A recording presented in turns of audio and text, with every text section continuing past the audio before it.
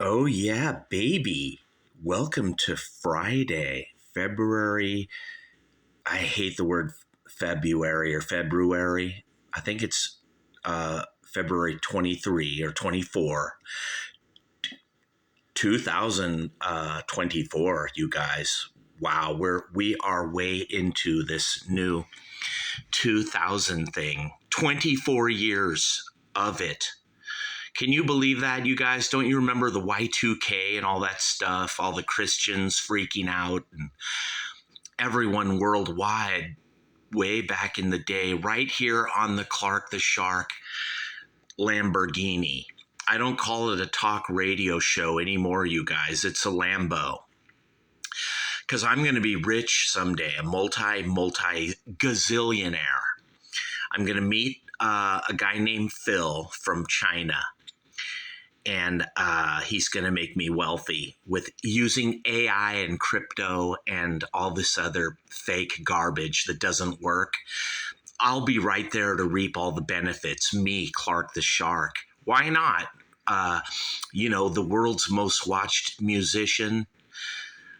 She's a Bitch and Then You Live song that you guys all love so much. Me, the humble author of that and many more tracks that you guys are just tickled pink.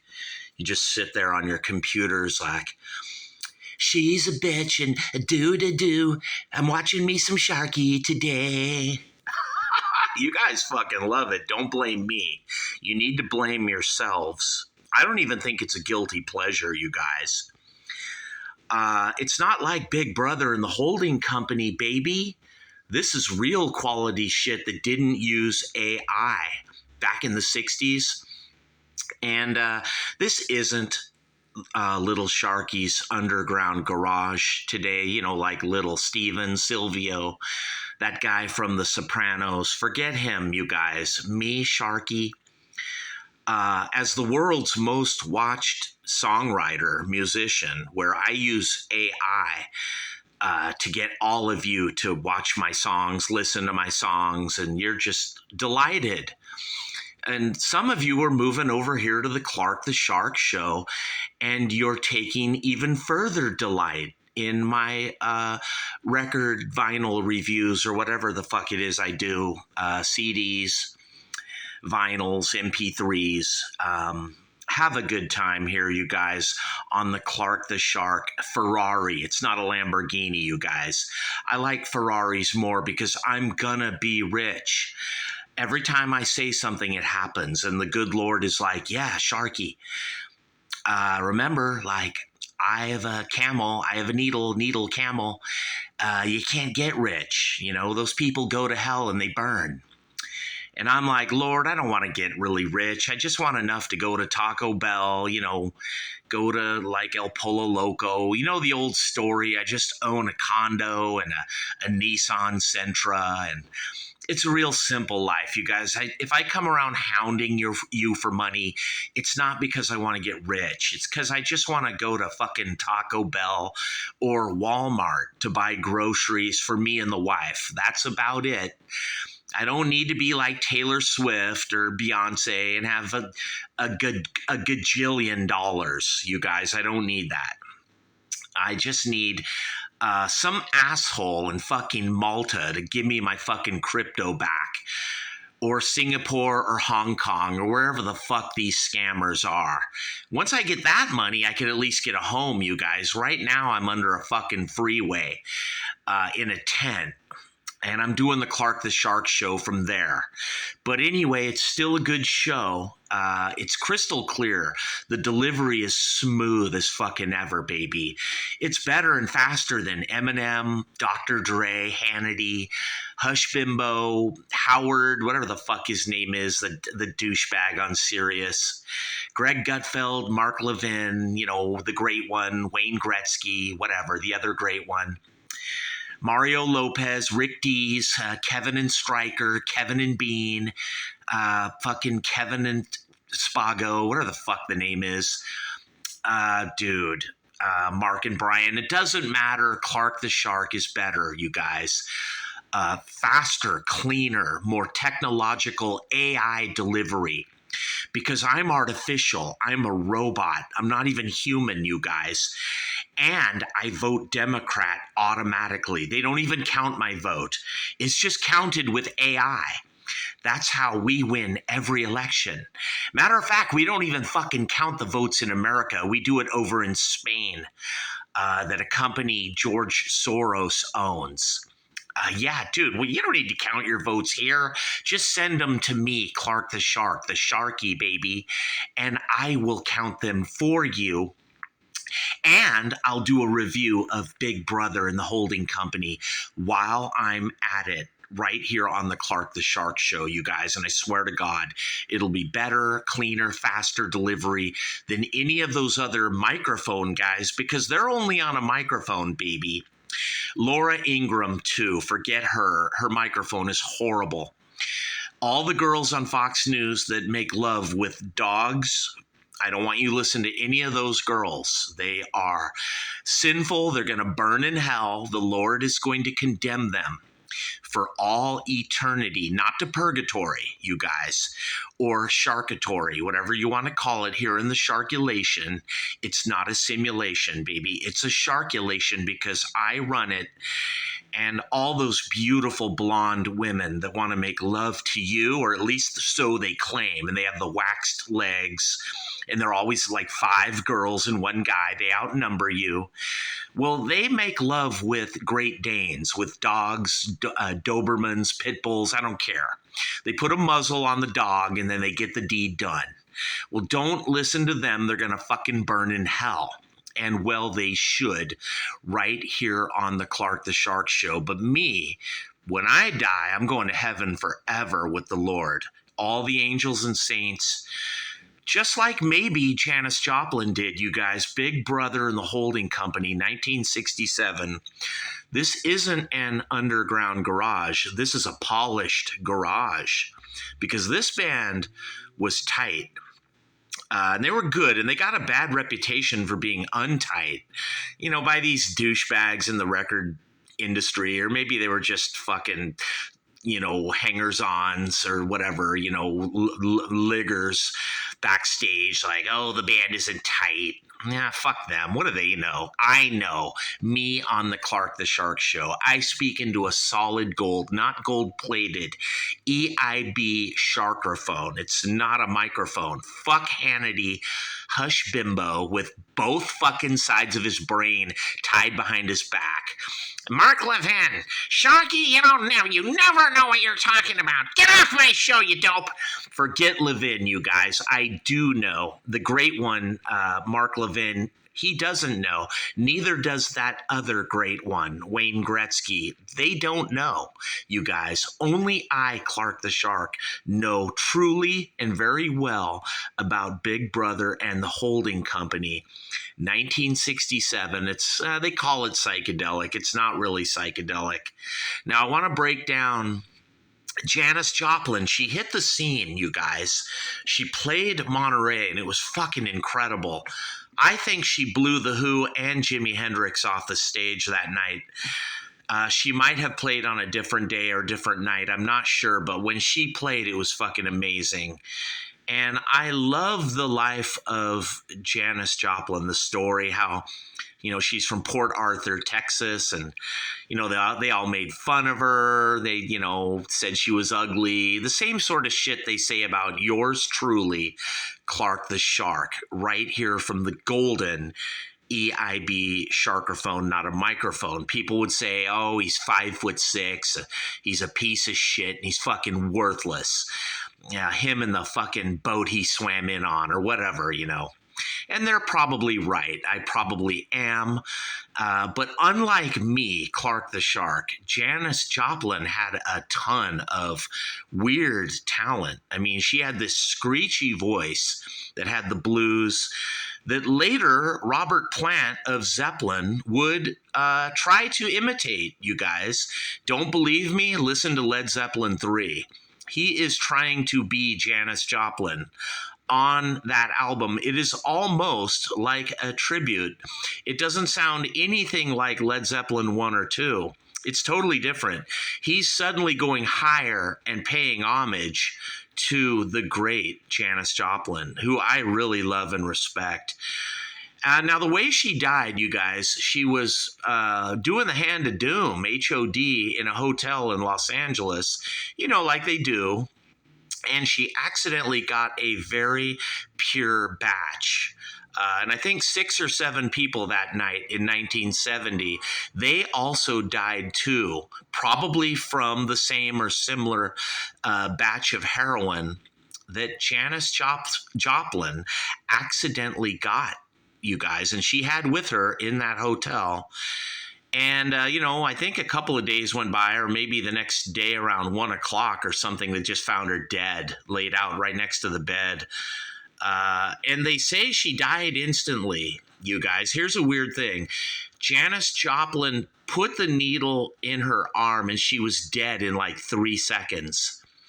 Now, I don't like to talk about Blake Douchebag, that so-called talented guy, but he had less... No, I'm sorry, you guys. Blake Douchebag had 70 times more heroin in him than Janis Joplin had, you guys. And yet he was able to pick up a shotgun and kill himself and do all this other stuff. He had his wallet out and all this shit. And there's one cop in Seattle right now, I think it's the Asian guy, Takashimi, and he's like, wait a minute, the shotgun shell was 7 feet to, the left of the body. It should be on the right and only like a foot or two. Instead, it's 7 feet and it's up in the air on a sweater, by that little planter, in the greenhouse, where Blake Douchebag was found dead, you guys. So Blake Douchebag killed himself, on 70 or 80 times the heroin that Janis Joplin died in 2 seconds. She put a needle in her eye. She was dead. In her arm, sorry, not her eye. But she might as well have put it in her eye, you guys, because she was dead in 1 to 2 to 3 seconds. That's why heroin is so stupid. Forget the fact it's got fentanyl and shit maybe in it or maybe not. You don't know. It's like Russian roulette, just like cocaine, you guys. Remember the 3 comedians who died in Venice who were just doing coke and there was fent in it and they fucking all died, you guys. Don't do drugs. Drugs are bad. Be like Clark the Shark and or Frank Zappa.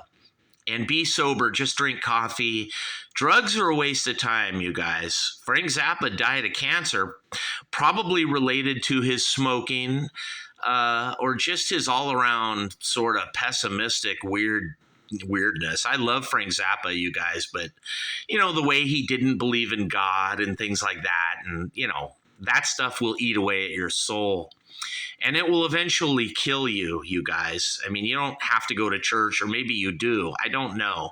But you should believe in God. And I'm not sure if Janis Joplin did either. But she died way too young at age 27, you guys. Right along with Blake Douchebag from that 3-piece band Seattle. The Douchebag Effect that got signed to Geffen and all that shit. Oh, well, you guys, what can I do? But, I want to talk about this music. I don't want to talk about Blake Douchebag or really the life of Janis Joplin. It's very tragic the way she died so young, you guys. It's sad because she, unlike Blake Douchebag, she had a lot of talent, the blues, a lot of life experience. This lady was amazing. And I really respect, revere, regard, and I admire her. And I hope the Lord had mercy, sent her to heaven where she belongs. The poor girl suffered enough back in Port Arthur, Texas, the way the whole community hated her. And I know the feeling, me, Clark the Shark, and suffering or whatever is no excuse, you guys. Just because you suffer a lot or people used to kick your ass and all that shit, that won't get you into heaven, you guys, or it won't get you good with God, no matter what they did to you either. You still got to repent or whatever it is to whoever it is up there. I'm not even sure who God is. I honestly think the guy's kind of an asshole for the way our universe is, you guys. The way we suffer, died, and then we're buried, much like the Son of Man, Christ himself, you guys. It's just, I always say, God, why didn't you just make this all heaven, Why do we go through a test? Why do we have to the bar is set high. We got to pole vault over it. And then we got to pole vault again, and we got to win all 16 games to win the Stanley Cup. And then at the end of it, the Lord's like, well, my burden is light, Sharky. You never had to do any of that. All you had to do was come follow me. But it doesn't feel like that, you guys. It doesn't sound like that. We all suffer here. And many of us turn to drugs, just like Blake Douchebag did. Just like me, myself, Clark the Shark, have done at times in my life. And sadly, just as Janis Joplin, the queen of the blues, you guys, this lady was incredible. She turned to drugs, heroin, and she died. It's horrible, you guys. I wish she could have lived forever. She was fucking amazing. And I loved it all. I loved that performance at Monterey Pop, the Penbecker, whatever his name, D.A. Penbecker, whatever, Penbrecker. That fucking video is awesome. I want you to watch it. Monterey Pop. Watch it for The Who, the way the crowd goes insane when they smash their gear. Of course, watch it for Jimi Hendrix, which is fucking awesome. But watch it for Otis Redding, you guys, with, Donald Duck Dunn and Steve Cropper. Fucking watch that shit too, you guys. Watch the whole thing. It's awesome. Amazing. Certainly you want to watch it for Country Joe and the Fish and others right here on the Clark the Shark Show. But I want to talk about Janis Joplin, Big Brother and the Holding Company album, the debut album, 1967, The Summer of Love. Way ahead of its time. This is almost heavy metal. It almost sounds like Led Zeppelin. It's just kick-ass heavy rock. That nobody was really doing anything like this, you guys. You could argue Steppenwolf and, The Who and, a couple bands. The Music Machine, the Count Five, the Electric Prunes, and some bands were kicking ass, the MC5, all that shit, you guys. It was great shit, but it wasn't Big Brother and the Holding Company with this girl singer, who was just so amazing. And all these people in the band are incredible. I don't care if there's people in the music industry or not in the music industry back in the 60s who hung around and they convinced Janis Joplin to get rid of the band or get some new people. I love this band, you guys. I love them all. It's tight enough. It might not be the tightest shit, especially live, but there's some anger and pissed off blues that's just kicking ass, both live and in the studio here. That is fucking awesome and was a huge influence on me, yours truly, your humble servant, Clark the Shark, right here from the golden EIB Sharkerphone, not a microphone, baby. It's a Sharkerphone because I'm talking about Janis Joplin. And I don't care what the stars say, you guys, for this debut album. Cheap Thrills is awesome too, 1968. I'm going to review that. The Stars, All Music only gives it a 3, 2.5, 3. I don't know. That's not true, you guys. This is Janis Joplin. And Bye Bye Baby, side 1, track 1, awesome. Good stuff. I love it. Bye, bye, baby. Robert Plant heard that. He wanted to sound like that. Awesome. And of course, Easy Rider. It's all good, you guys. Intruder, written by Janis Joplin. Awesome. Awesome, you guys. Side 1 is amazing. It doesn't get any better.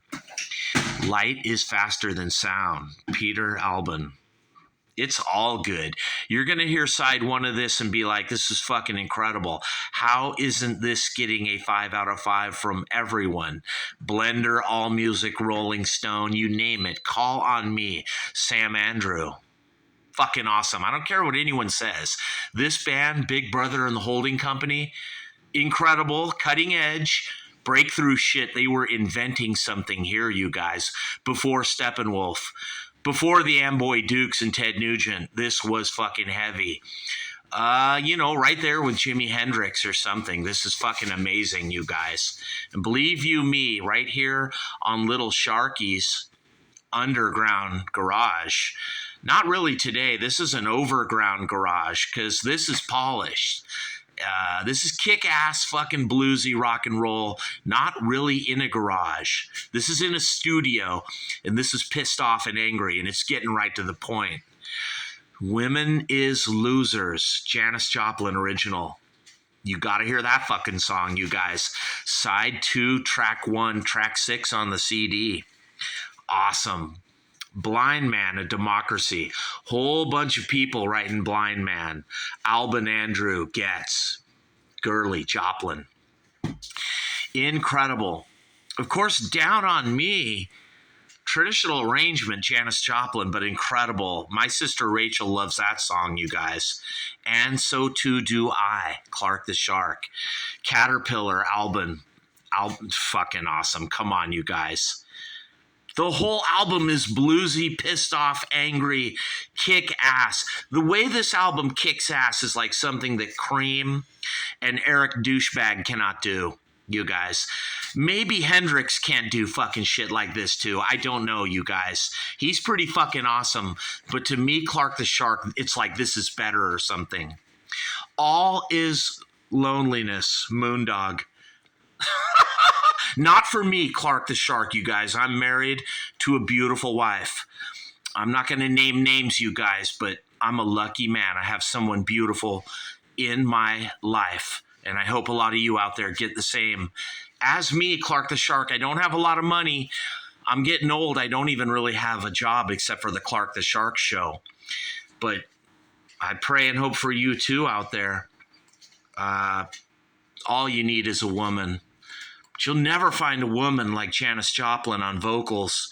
What a lady.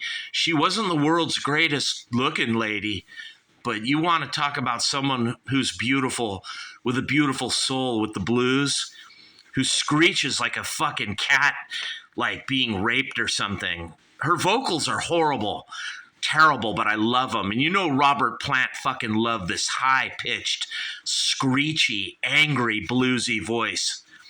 Incredible. Peter Alban, bass guitar. This band was awesome, you guys. I don't care what anyone says. They convinced her that this band wasn't good. Sam Andrew is fucking awesome on guitar. I don't care what anyone says. The greatest fucking guitarist out of the late 60s. He's right there with Hendrix. You know, maybe he doesn't leap around the stage and smash his guitar like Pete. Fuck that, dude. He's a better guitarist than Pete. And David Getz on drums. Now, here's the problem, you guys. A lot of people said David Getz, he wasn't that tight, but neither was Keith Moon. You know, neither was Mitch Mitchell. I could go down the list, you guys. I don't care about tight. I care about power. Me, Clark the Shark, a lot of people in the South Bay say I'm so great and I'm so tight, and it's my drumming, and that's why everything's so great or good about GE. It's not true, you guys. I'm a singer-songwriter. I fucking do it all. I can drum really good, I'll admit it. Wow, big deal. Who fucking cares? So could David Getz, the drummer for Janis Joplin and Big Brother and the Holding Company. Awesome. James Gurley, guitar. This band was tight. They were proficient. They kicked ass live. They were bluesy. They were pissed off and angry. A little experimental too, you guys. This was heavy, cutting-edge rock that nobody was doing. The Who tried to do this, and in their own way, The Who kicked ass. Hendrix was trying to be like this. He kicked ass. But there's something about Janis Joplin. You could tell Steppenwolf and Led Zeppelin were looking more at this and like, we got to rock like that. We got to rock like Big Brother and the Holding Company. And you could tell even Ted Nugent and the Amboy Dukes and everybody, the James Gang, I don't give a shit, everyone down the line, down the list, they look to this band, this pissed off, angry, bluesy, not garage, I'm talking fucking angry, polished band. They kicked ass and they were plenty tight for how fucking powerful they were live. Wailing the blues, you guys. Big Brother and the holding company. If you're only 18 years old in 2024 and you were born in 2006, 5 years after 9/11, when Mohammed Atta and those Al-Qaeda terrorists flew those jetliners into the World Trade Center, you don't even remember it. You weren't even born. All you know about it is what you've seen on YouTube or some fucking documentary. You don't know shit about anything. You don't know a goddamn thing. You're only 18 in 2024. I'm fucking talking to you. I want you to get into JANIS Joplin, Big Brother and the Holding Company. This fucking album right here. And you tell him that Clark the Shark said to fucking get into this shit. And I want to buy it right now today. Don't fucking listen to Foo Fighters. Don't listen to Taylor Swift or Beyonce. Fuck rap music and hip hop and all that shit, or rave or indie. Fuck all that shit. It won't do anything for your life. But JANIS Joplin will. Big Brother and the Holding Company will fucking transform and transcend your life. You will feel the blues. You will fucking feel pure power of rock and roll. Kick-ass, bluesy, loud, not in a garage, live on stage at Monterey Pop. Fucking blowing The Who off the stage, you guys. Blowing Jimi Hendrix off the stage. It's just a girl. It's just a little lady who died on heroin in a hotel in 1970. Very sad, you guys. Don't end up like that. Be like Frank Zappa and me, yours truly, Clark the Shark. And don't do drugs. Don't even fucking smoke weed. Don't do that shit. Don't even drink. Go into the studio and record totally sober, butt dry sober, and see what you can do sober. Don't use drugs as a crutch to make your music better. It won't. Your music will be better sober with no drugs. And your music might be better, baby, if you're listening to some Big Brother and the Holding Company. The debut album, 1967, where I, right here on the Clark the Shark Lamborghini, or Ferrari, baby. It's a Lamborghini, baby, or a Ferrari. It ain't just mere talk radio or a talk show. I'm going to fucking change your life right now and fucking get you right and correct and get you listening to some Big Brother and the Holding Company, 1967. Go check out Monterey Pop, that live video. It's fucking awesome. You told him that you heard it from the Shark right here on the Clark the Shark Show. And I'm out of here, people. Peace.